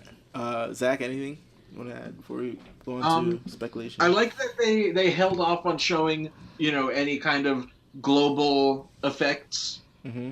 If they intercut or even went straight from the heroes dying to everyone else dying. Mm-hmm. Oh, yeah. It would be not that it would be too much, but it would be like kind of like disaster porn. Yeah. Like, yeah, it was wise to keep it focused on the heroes, where everybody deals with the heroes dying, like, because exactly. As fucked up as it sounds, showing people who you don't even know die kind of undercuts the heroes dying. So yeah, and like just being like gross, that the end battle in sorry to pick on DC again, but in Man of Steel, they got so many just like random people getting killed, and it's like, come on, I want to see that. And you're not really like making any kind of greater point. You're just kind of indulging in the violence. Yeah. And the closest they do in here is showing the helicopter crash near the start, and that's just to let you know, oh, this is when this is taking place. Yeah. Like, immediately why that helicopter is crashing. So yeah, you get a little bit of, and it's because it's right at the very end of the credits. It gives, even though people were still processing what they saw, it still gave them a little bit of a buffer with the score and the credits rolling and everything for them to really like sit back and think. So when this came back, it was like, oh shit! Now you're seeing the after effects of it happening to the real world, and it's like kind of puts you back into the it's like holy shit moment. But at the same time, I really like that there was no mid-credit scene. Yeah. And I really like that there was no animated montage. But here's the thing. Marvel definitely trolled during that scene. Let me tell you, right? So you have the credits rolling, right? Not the one that goes up, but like the sort of first pre-credits stuff happening. And then the music fades out. The Infinity War logo sweeps away. Music stops. Screen is blank for like a good 3-4 seconds. This is where you would insert a mid-credit scene. Then the credits start rolling. Rolling, yep. No other film does that. People were shouting in the theater, "Give us hope!" Right. That's what I'm saying. They purposefully put like a good 4-second pause between that and the rolling credits. Yeah, that was they literally said that. They said, "You're not going to give us any hope. We have no hope." And it's like, yeah. Yeah, that was. And did you know that they even toyed with no credits at all? They actually said it. It was like they were thinking about not putting any post credit at all. Oh wow. And I think that scene that Sam Jackson in Maria Hill was shot during the production of Avengers 4. I think that was actually meant to be in Avengers 4. Yeah. And they figured, no, let's put something in there to kind of like tee up Captain Marvel. And it's great because, like, I think it's even better if you don't know who Captain Marvel is. Yeah. Because you're like, oh, they've got like even if they didn't get if they didn't get the logo, if they just got a message being like, I'm on my way. Yeah. Like you don't know who it's from, but just that people breathed a sigh of relief when they saw Maria Hill and Nick Fury. Yeah. They were like, oh, all right. We've still got them. We've got the authority figures, and then they die. And it's like, oh, there's no hope. Yeah. we start out with no hope. We get a little tiny bit of hope because they're alive, and then we lose our hope again. Right. And like, I'm not, I don't like these things to be so dour. Like, I know people who really like stuff like Revenge of the Sith. They're like, oh, I like it because it's so dark. And people who get like the kind of the wrong takeaways from Empire Strikes Back, I love it because it's so dark. Right. Yeah. Like, no, you love it because you know that you're gonna get to see them climb out of this hole. Me and and like I said before, I don't know how they're gonna climb out of this hole, but I can't wait to find out how they're gonna climb out of this hole. Yeah, same. Me and Mark actually earlier were looking at what was the guy? He was doing a review on the movie. The guy he was like in that room that was all messed up. He was Red Letter Media guys. Yeah. They said something. I wanted to ask Zach what he thought about this. He said something. He basically was saying that one like major plot hole he found out about the movie was when Thanos finally got all the gloves and stuff, and he was saying he was basically eliminating half of the universe, so they don't use up resources, and everyone can live happily and peacefully and stuff like that. He was saying after he got the stone, couldn't he just create unlimited resources? Well, yeah, we talked about it earlier on the podcast here. We were mentioning that. Yeah, we were talking about how he's more coming from a demented, disturbed, psychotic. He's not really about fixing things. He's about proving that he was right. Yeah. That he was right with Titan. Yeah. So, So going off of that, like we can sort of think about what's next, looking forward, right? Now, before we hit just one last thing on that. Sure. Is that Red Letter Media, like they're good. I didn't like their Last Jedi thing. I think that they're going to look back on that in shame. I think their Last Jedi review. Yeah. I couldn't even finish it. I was like, wow, they are contradicting themselves. But whatever. They're applying logic to a zealot. Right. It's like trying to explain science to a religious fanatic. Yeah.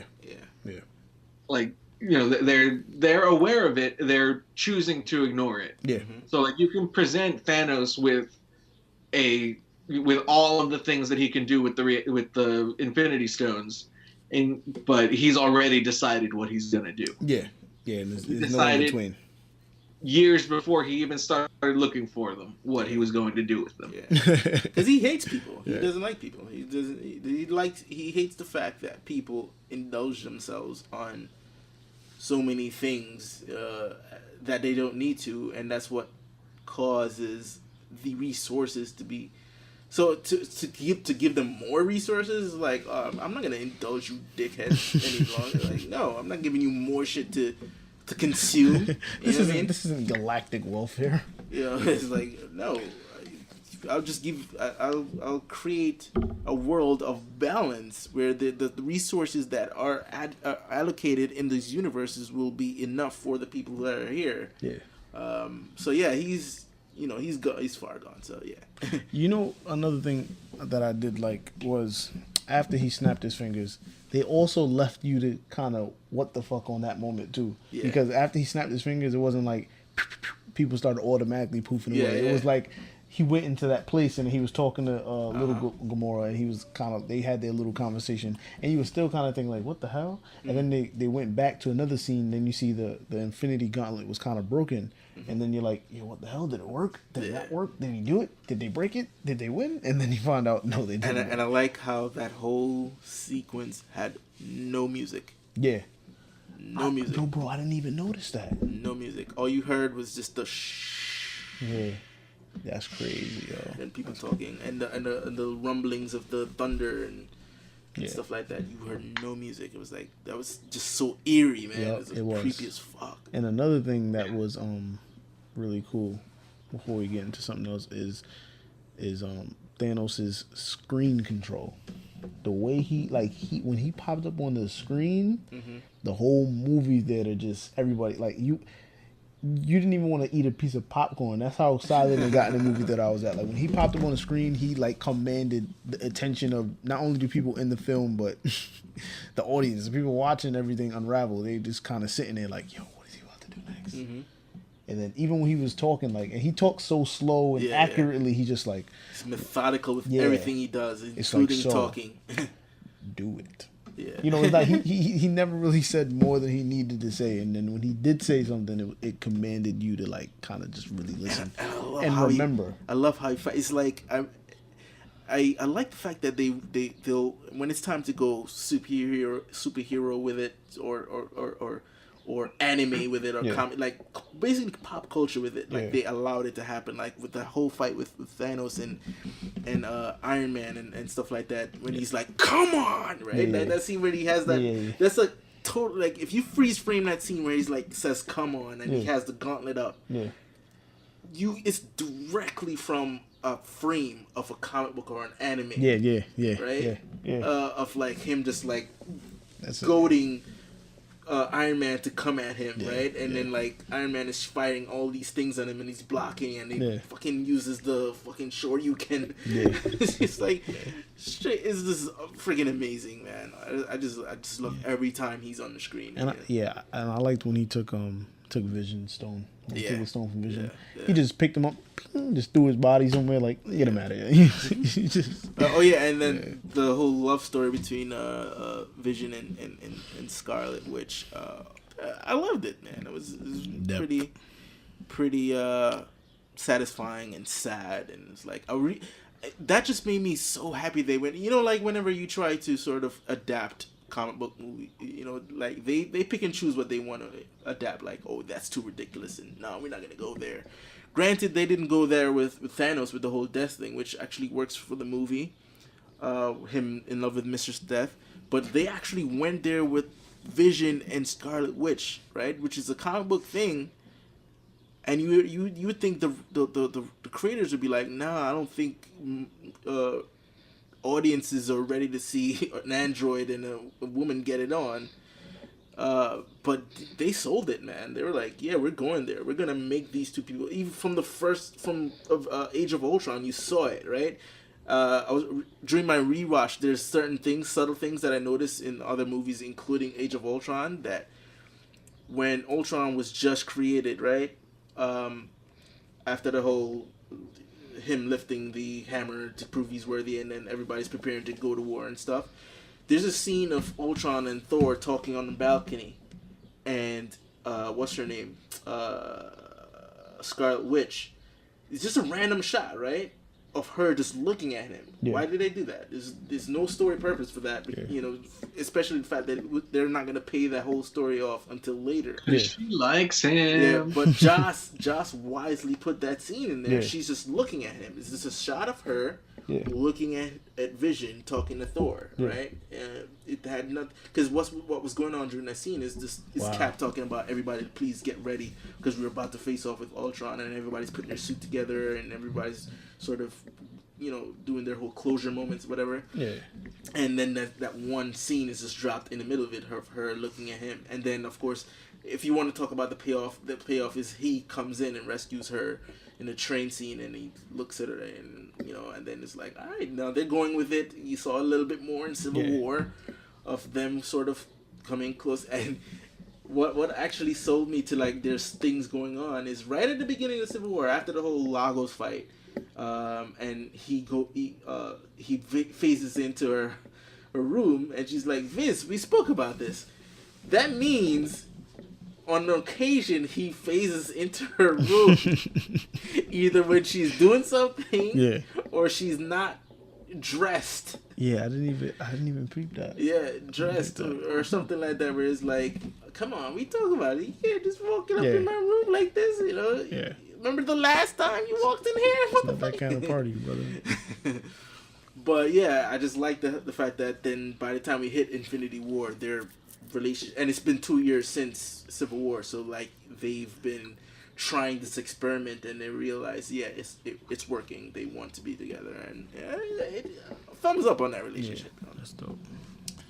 All right, so let's move into speculation. Now, there's two movies in between Avengers 4.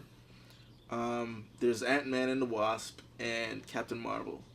I don't think it's 100% confirmed yet, but Ant-Man and Wasp is partly before Avengers Infinity War, and then maybe towards the second half of the movie. It's happening concurrently. Yeah.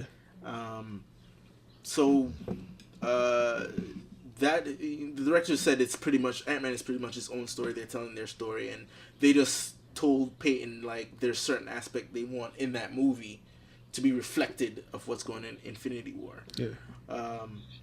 We know from Infinity War that Ant-Man and Hawkeye are both under house arrest based on the deals they made with the government. Yeah. So Hawkeye might show up in Ant-Man. Cross fingers, maybe not. I don't know. Who knows? But we suspect at the end of that movie somebody's gonna disappear. Somebody to sort of tie it into. It's just like a jolly action comedy, and then in the last 5 minutes, half the cast just dies. Yep. Yeah, it could be. Oh, God. Yeah, or, right in the middle of a laugh. Like, yeah, like it could be one of those. Like because they're saying it's a romantic comedy. It's a rom-com, right? Yeah. Because Marvel is wisely playing with different genres within the comic book movie. Yeah. The first Ant-Man was a heist film. This one is they basically said it's a romantic comedy, which is wow, with the superhero, nice, right? So if we're going by that, right? I actually really like that because so many of the MCU movies, especially in Phase 1 and a little bit of Phase 2, were criticized for having the romantic plots being tacked on. Yeah. So it's like, let's do one, but let's do it really well. Yeah. See how that works out. So then that means that movie could end with them finally sort of solidifying their relationship. All of a sudden, she disappears or he disappears. Let's not be gender biased. And that's probably going to be like a downer ending or something like that. Or could they possibly save that for a post-credit sequence or something like that? And then Captain Marvel takes place in the 90s. So it's a prequel. And Coulson is back in the MCU, everyone. Cool. And of course, Sam Jackson. They showed set photos of the scene. He has hair in it. Of course, his two eyes. Yeah. Wait, he has hair? Yeah, he has hair. Ew. Sam Jackson never looks good with hair. Yeah, he looks really funny, right? Which is so weird, because, like, generally, he had to have had hair at one point in time. And I noticed that no one loves his Julius Jerry curl. Maybe it's the quality of the photo that was taken, but because I could swear there's like white dots on his face, so I'm wondering if those dots are like reference points to sort of de-age him. Yeah, I think that's he looks the same.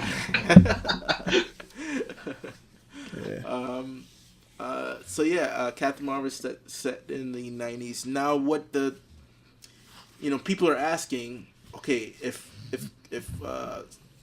Nick Fury had that beeper to send an SOS to Captain Marvel, why not send it during the invasion in the first Avengers movie, or why not send it during the Ultron incident and all that stuff? But why wait until now to do it? Granted that this is a more dire situation, but at the same time, I'm sure there's probably dire. Maybe they'll touch up on it. Yeah, that's what I'm saying. I think this movie will set.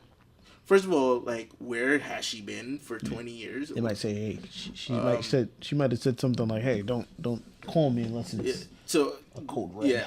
So my speculation is that at the end of Captain Marvel, she has to stay wherever she's at. Like, cause the whole movie is about the Kree Skrull War. Mm-hmm. They're loosely adapting that storyline with the Skrull and the Kree going to war. That's why Lee Pace will be back as Ronan the Accuser and dope. And what's his name? Jaimin Hansu. Jaimin Hansu will be back as the person. What's his name? The guy with the metal in his head. Yeah, that fucking guy. So he'll be back. But yeah, the end of that movie should set up why she either decides to stay where she's at. My guess is somewhere in the cosmos, either Hela, where the Kree are from, because she has Kree powers now, basically. So that's what that movie's gonna set up, and then that will lead directly into Avengers 4. Now, what do you guys think is gonna? Well, first of all, what do you think the Avengers 4 would be called if you had to guess? Especially they said, "Oh, we don't want to release the name of it because it'll be too spoilery." Even though Kevin Feige did backpedal on that and said, "Hey, it's kind of backfired on us because we built expectations too high." Yeah, because he said the main reason why he didn't want to reveal the name of the next Avengers movies because he didn't want to go through what happened with Avengers Age of Ultron, where they kind of go through the whole entire Phase 3 plan. And that kind of stole the thunder away from Age of Ultron because everybody was just thinking about Infinity War when Age of Ultron was coming out in a couple of weeks. So they wanted. Yeah, like what we said before, just give us like one season at a time. Yeah, so they wanted the focus to be on Infinity War. Yeah. So I think maybe that was the main thing, but maybe if we were to go off on the whole spoilerish title, what do you think? Well, that's a hard one. Especially now, right? Like, because my whole thinking was that it's spoilery because by the end of Infinity War, you'll get an idea of what 4 would be like. But no, that's another reason why I think Infinity War stands on its own, is that you don't have an idea where 4 is going. You don't even get a hint of what they could possibly call this movie. Avengers. The Last Hero. Avengers. That's a Star Wars reference. The Last Hero. I mean, Avengers, the heroes. Thanos, you're gonna get yours now, boy.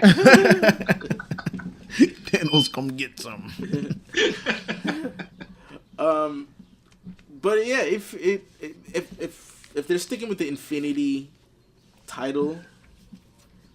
Maybe they could call it Infinity Crusade, like that was a sequel as well. Infinity, because it was actually a trilogy. It was Infinity Gauntlet, Infinity War, and Infinity Crusade. They're not going with Infinity Gauntlet because that sounds boring. Yeah, but they don't go with Infinity Gauntlet. They go with Infinity Gauntlets. Oh, maybe that could be.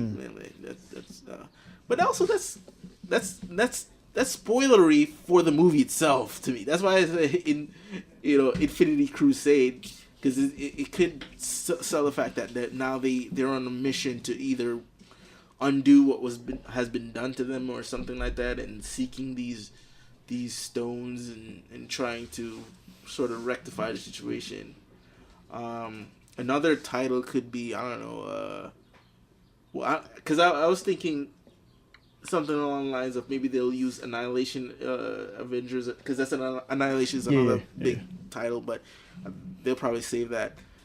Now here, this title actually also goes into another speculation of mine, in that I don't think, even though Thanos will return as the movie said, I don't think, and maybe it's just me, part of my wishful thinking, is that I don't think Thanos is sort of the main crux of this movie in terms of like he's the main bad guy.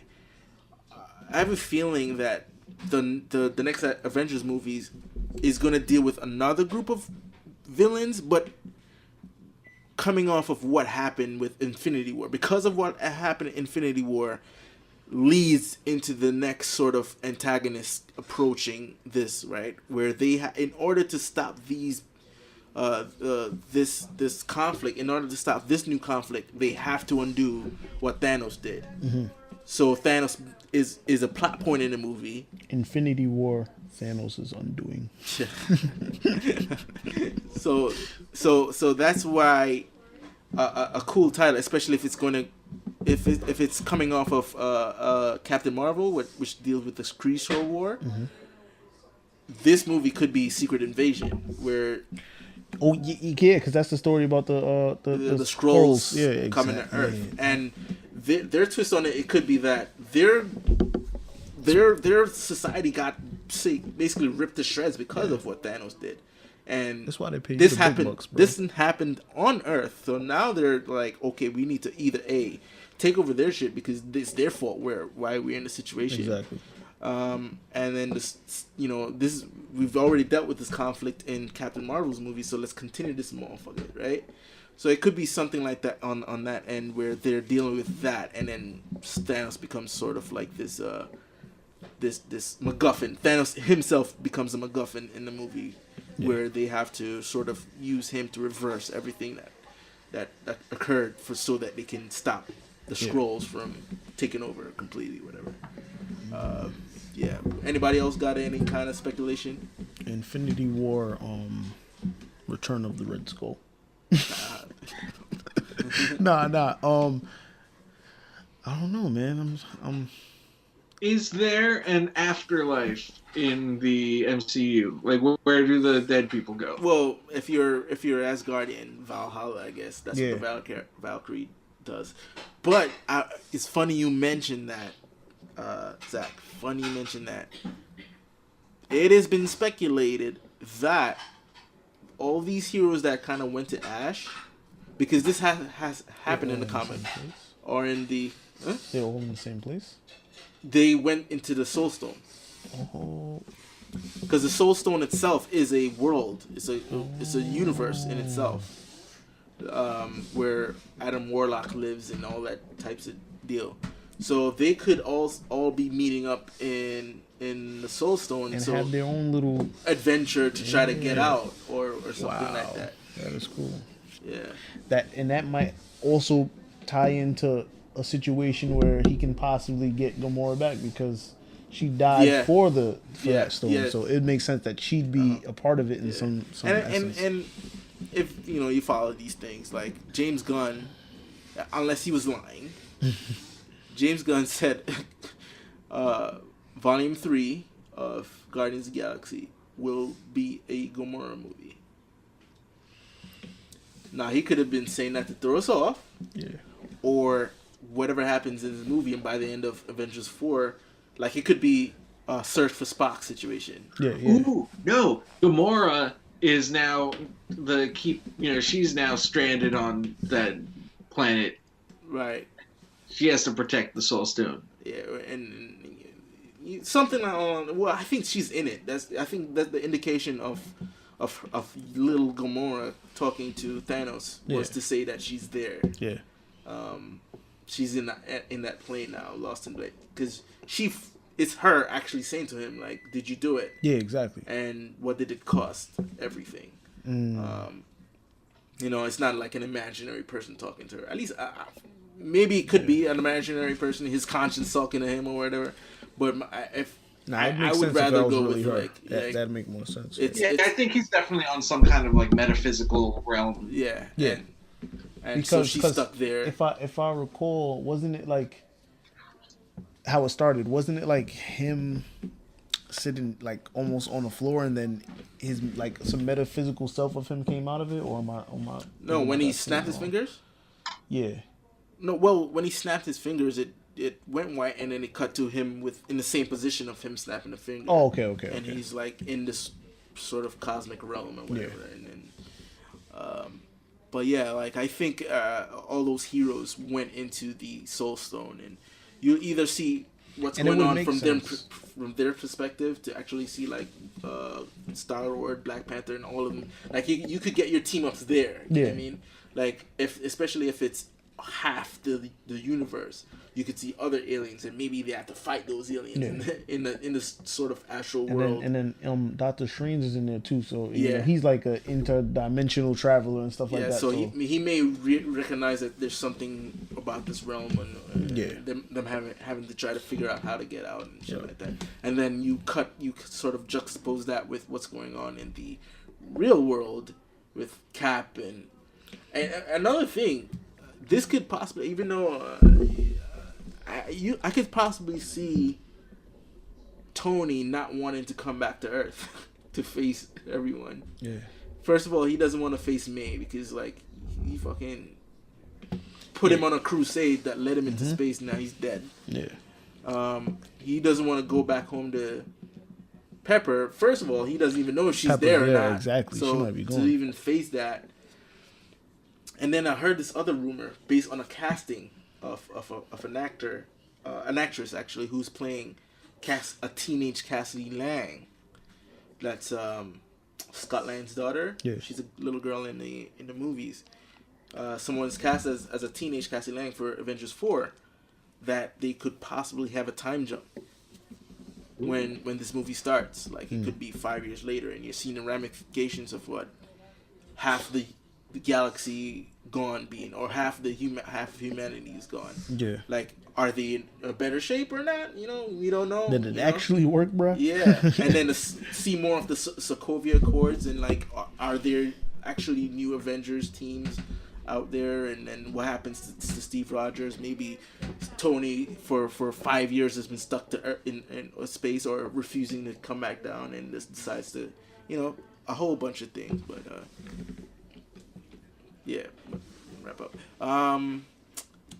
But yeah, anything else? Anybody want to say? I think we're gonna wrap up everything now. Yeah, I think I pretty much touched on everything that I was thinking about, pretty much, for the most part. Zach, anything? I guess the biggest thing that I want, well, it's one of those things that I want, but I don't want. Uh-huh. It's like I don't want it to happen, but I feel like it needs to happen after this. Right. Is that some people are going to need to stay dead. Yeah. Yeah. You know, if everyone dies and then everyone is back, it cheapens it a little bit. Or the thing is, law of equivalency, I guess. If you're gonna bring everyone back, right? I guess one of the main Avengers would probably have to die. Which is, I'm almost scared of that too. Like, one of the OG Avengers sacrifices himself to bring him back. Because you see what happens to Thanos when he snapped his fingers, right? Yeah. His whole arm got like crispy. Because it takes a lot of power to wield that gauntlet. I have a feeling that someone, Cap, will take that gauntlet, and he will have to kill himself to bring everybody back. I was just about to say it would have to be Cap. And it was like, I was doing a little research, and they were saying little rumors about how the guy playing Cap doesn't really want to stay playing Cap for too long or whatever. So. His thing is, his contract is up. And it is now. Yeah, it is up. So if they want to re-sign him, they can, but it could just lend into the idea that Cap makes the ultimate sacrifice. That he started when he made the ultimate sacrifice in the first Avengers, in his movie, when he went to ice, but he just didn't die. Yeah. And this is him just sort of living up to that promise of like. And he actually does die in the comics, so it's like kind of, it would make, I think if there was anyone dies in the comics. I think it would make sense. And then he doesn't have to be permanent. Like, he switches it, and maybe he just like fucking disintegrates. Yeah. And then they could make a Captain America movie with Bucky or Falcon, whoever they want to make. Falcon. And then sort of like put him at a stinger, like, oh, he's alive, he's just stuck in a time loop or some shit. Yeah. Like he was in the comics, where he was stuck in a time loop, going through time, and some of that stuff is ridiculous. Yeah. We shot him with a bullet that sent him through time. Yeah, some shit. But at least this would make sense, because he's using the gauntlet, which is a cosmic thing anyway. Yeah. And then you could explain that he's stuck somewhere, and then give Chris a break, and then bring him back in time for that Avengers vs. X-Men movie. Yeah. But yeah. He'll play a dual role. He'll play Cap and Human Torch. Yeah. But this I guess that wraps up everything. Great movie. It's like well worth the 10 years of build up. Marvel's on a roll, and we're just gonna look forward to Avengers 4 not screwing the pooch. But you know what? Even if Avengers 4 is a weak movie, yes, it'll tarnish the legacy a bit, but it doesn't take away from all the movies that's built up. You still have great movies with Avengers 1, Age of Ultron, Civil War, Thor Ragnarok, all those highlights of the MCU, and then of course this movie. You know, it won't take away, to me anyway. It won't take away from the brilliance of these movies, but yes, you do want them to end on a high note with Avengers 4, and hopefully they stick the landing on that one.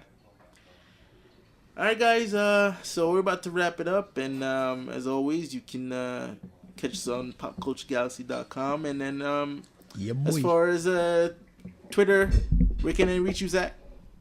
You can reach me at my name, Zak Wojnar. And if you can reach me at Marky Tundra. You got Twitter, Darrien? Yeah. I got Twitter. I got Instagram. Everything is Darrien_Knight. Knight as in knight in shining armor. KNIGHT. So. Aww. Nice. Thank you, sir. And you can email us if you have any questions or any suggestions. You can email us at galaxyview@popculturegalaxy.com. And of course, you can find this podcast on iTunes and Stitcher, Internet Radio, if anybody still listens to that. I don't even know. And of course, you can like us on Facebook. That's facebook.com/popculturegalaxy. All right, and so until next time, folks, I want to say peace. Indeed. Yep. We're out of here.